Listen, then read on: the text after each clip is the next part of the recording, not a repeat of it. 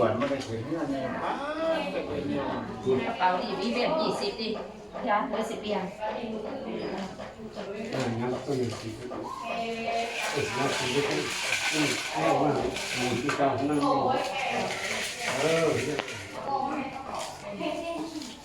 เก็บเอายังกันยังกัน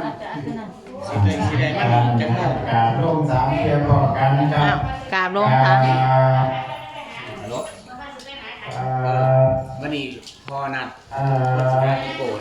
ที่เองโทรหาคนที่เป็นเบอร์อยู่คนที่ทำถ้าบูชาพระรัตนตรัยนะครับนั่นเราผู้ชายตกเท่าไหร่ครับ ไป3ไป4กันนะครับเชิญทุกท่านจะบาแข่งหลายมือทั้งงานรถไว้เนี่ยสถานที่สาธุนะโมตัสสะภะคะวะโตอะระหะโตสัมมาสัมพุทธัสสะนะโมตัสสะภะคะวะโตอะระหะโตสัมมาสัมพุทธัสสะนะโมตัสสะภะคะวะโตอะระหะโตสัมมาสัมพุทธัสสะอิมินาสกาเลนะตังพุทธังอภิปูชยามาอิมินาสกาเลนะตังธัมมังอภิปูชยามาอิมินาสกาเลนะตังสังฆังอภิปูชยามาอะระหังสัมมาสัมพุทโธภะคะวาพุทธังภะคะวันตังอภิวาเทมิสวากขาโตภะคะวตาธัมโมธัมมังนัมมัสสามิสุปฏิปันโนภะคะวะโตสาวกสังโฆสังฆังนามามิสาธุสัพเพกาเมจรูปเปติสิกขาตเตจันเลกิวิมานีอิเวรัตถิตกาเมตรุวนาคานิเกหะตุมิเกเตภูมาจยันตุเทวาชรตลวิสมิยะกะคันธาปนาคาติตันตาสันติเกยังมุนิวารจนังสาธุมิสุนัยตุธัมมัสสะวะกะโลยัมปะทันตา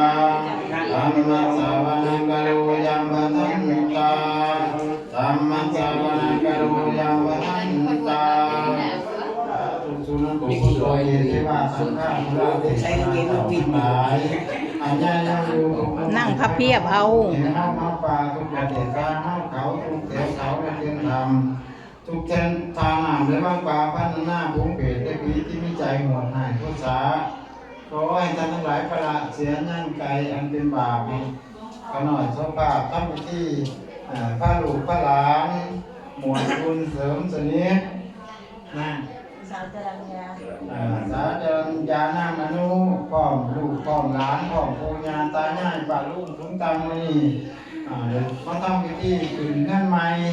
จึงขอรัตนาคุณพระพุทธพระธรรมพระสงฆ์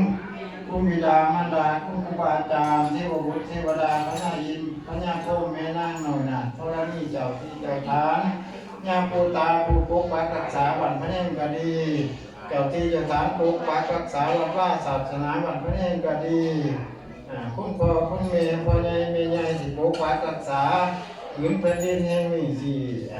หมวดคนเสริมเนี่ยมาต่างเงื่อนก็ดีบัดนี้พวกขายขอละถ้าในมนต์ในการเชิญพ่อใหญ่แม่ใหญ่ที่พวกขายก้าวหน้าไปให้มากปกปักรักษาเจ้าของบ้านหรือลูกหลานพ่อแม่พี่น้องปู่ย่าตายายไปก็ดีสิมาพักพิงอยู่หน้าบ้านแห่งนี้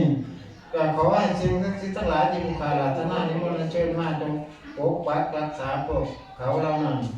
ให้มีความสุขความเจริญให้อายุวันนาสุขภาระปฏิภาณธนสารสมบัติคิดสิ่งหนึ่งประการใดก็ขอให้คนใดสมความหมายปรารถนา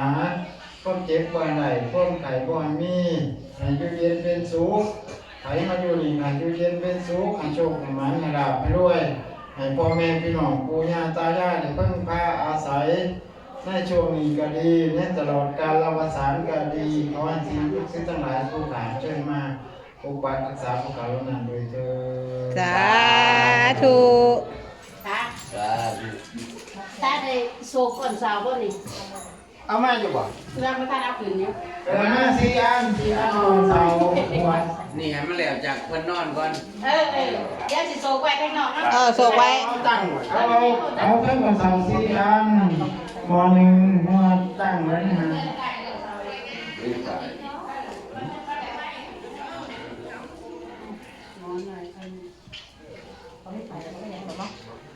ไม่เป็นไร